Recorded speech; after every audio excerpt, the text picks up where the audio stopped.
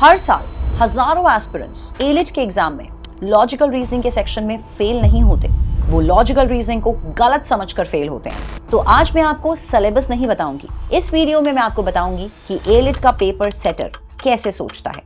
Sherlock Holmes intelligent था, लेकिन उसकी असली स्ट्रेंथ ऑब्जर्वेशन थी। उसने कभी जल्दी आंसर नहीं दिया, उसने पहले पैटर्न समझा। जितना क्लीन विजुअलाइजेशन उतना फास्ट आंसर। एक कन्फेशन करना है, हर साल हजारों एस्पिरेंट्स एलिट के एग्जाम में लॉजिकल रीजनिंग के सेक्शन में फेल नहीं होते, वो लॉजिकल रीजनिंग को गलत समझकर फेल होते हैं।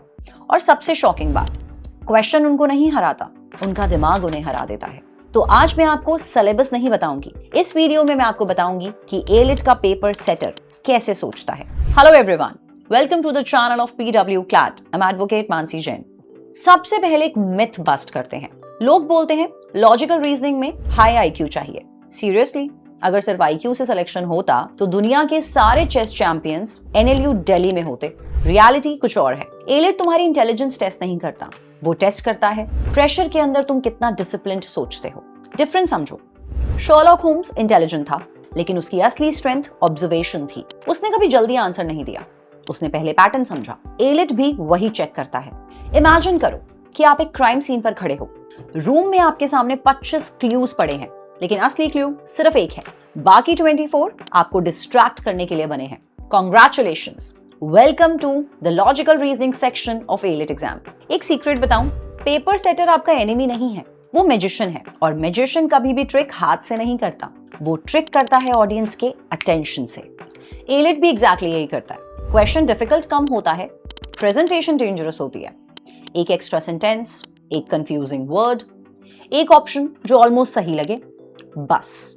और स्टूडेंट खुद अपना ट्रैप क्रिएट कर लेता है। इसीलिए LR सॉल्व मत करो, क्वेश्चन को एक्सपोज करो। हर क्वेश्चन से पूछो कि तू मुझे कहां पर कंफ्यूज करने की कोशिश कर रहा है। बस इतना सोचना शुरू कर दिया तो एक्यूरेसी इंप्रूव होनी भी स्टार्ट हो जाएगी। मैं LR को चैप्टर्स में डिवाइड नहीं कर रही, मैं उसको 4 रूम्स दे रही हूं और आपको हर रूम की लैंग्वेज सीखनी पड़ेगी। Room number 1, observation. ये वो क्वेश्चंस हैं जो चिल्लाते नहीं, बस क्वाइटली ऑब्जर्व करते हैं कि तुमने वर्डिंग नोटिस की या नहीं। एक वर्ड मिस और आंसर भी मिस।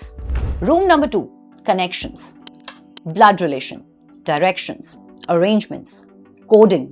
ये सब कोई अलग टॉपिक्स नहीं, ये रिलेशनशिप्स की लैंग्वेज है। यहां आंसर याद नहीं होता, मैप बनाना पड़ता है। जितना क्लीन विजुअलाइजेशन उतना fast answer. Room number 3, arguments, statements, assumptions, inferences, conclusions। ये कोर्ट रूम वाले क्वेश्चंस हैं। यहाँ इमोशंस नहीं चलेंगे, सिर्फ एविडेंस। अगर ऑप्शन इमोशनल लग रहा है तो पहले उस पर डाउट करो। Room number 4, pressure. इस रूम का सिलेबस किसी भी किताब में नहीं मिलेगा। यहाँ टाइमर ही टीचर है, सवाल नहीं।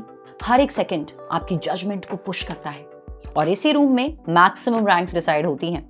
अब एक सवाल, अगर मैं आपको 1000 LR के क्वेश्चंस दे दूं, क्या सिलेक्शन गारंटेड है? बिल्कुल नहीं, क्योंकि क्वांटिटी और प्रोग्रेस का रिश्ता उतना ही फेक है जितना जिम की ईयरली मेंबरशिप और 6 पैक एप्स का। यहां पर एस करने के लिए आप एक फॉर्मूला यूज कर सकते हैं, नाम है 20-20-20।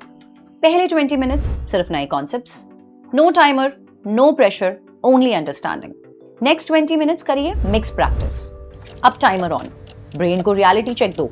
लास्ट 20 मिनट्स गलत क्वेश्चंस, सिर्फ मिस्टेक्स।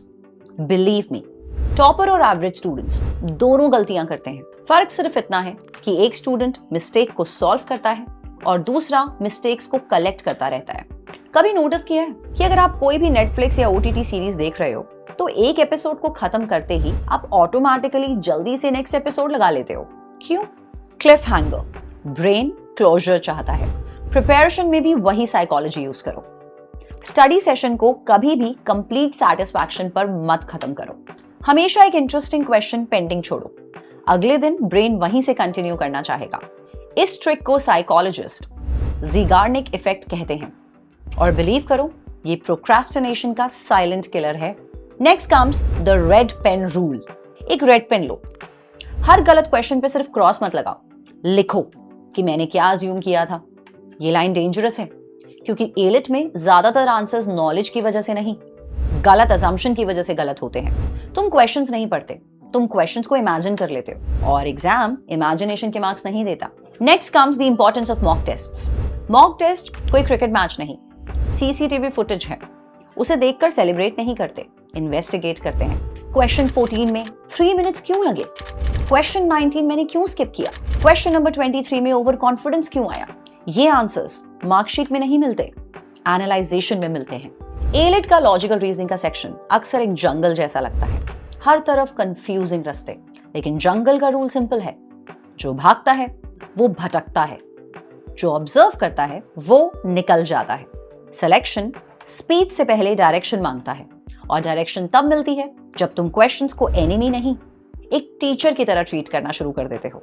तो आज अपने आप से एक वादा करना, कल से एलआर को सिर्फ सॉल्व नहीं करूंगा, एलआर को डिकोड करूंगा।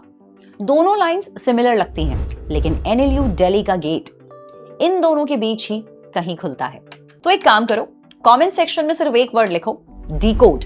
ये रिमाइंडर होगा कि एलिट में आंसर्स ढूंढने नहीं, पैटर्न डिकोड करना है। Thank you so much everyone.